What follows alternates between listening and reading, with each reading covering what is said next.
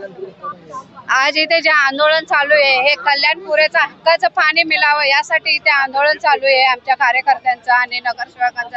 कारण वारंवार आम्ही आयुक्तांकडे 3 वेळा मीटिंग घेतल्या आणि माझं लेटर तर नेहमीच जातात की पाण्याच्या समस्या सोडा, पाण्याच्या समस्या, पण त्या आमच्या काय पाण्याच्या समस्या सुटत नाही।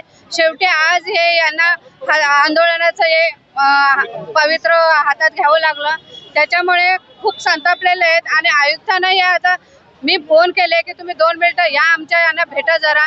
ते सांगतात की तुमच्या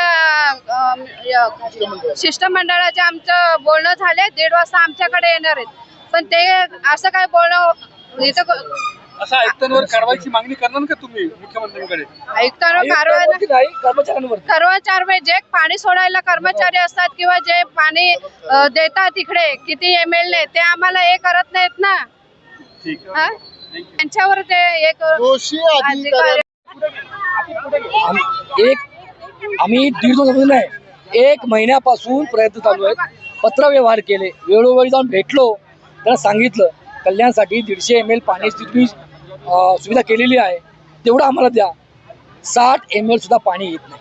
त्यानंतर सुद्धा काल आम्ही प्रस्ताव मांडला की साहेब जरा आमच्यावर तुम्ही कृपादृष्टी करवा आणि पाणी द्या, तरी नाही।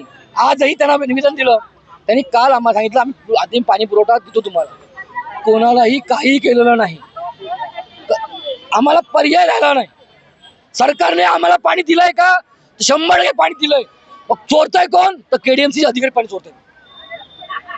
त्यामुळे आम्हाला हे आंदोलन करावं लागलं।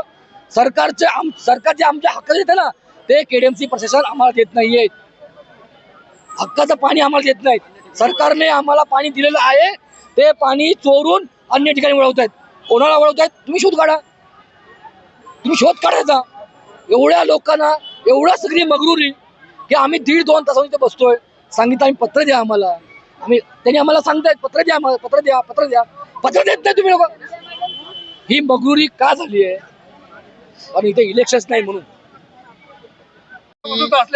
आयुक्त 2 मिनिटांसाठी येऊ शकले नाही। आमच्या जिल्हाध्यक्षांनी, आमच्या सन्माननीय आमदार मॅडमनी, आमच्या सगळ्या पदाधिकाऱ्यांनी काय मागणी केली?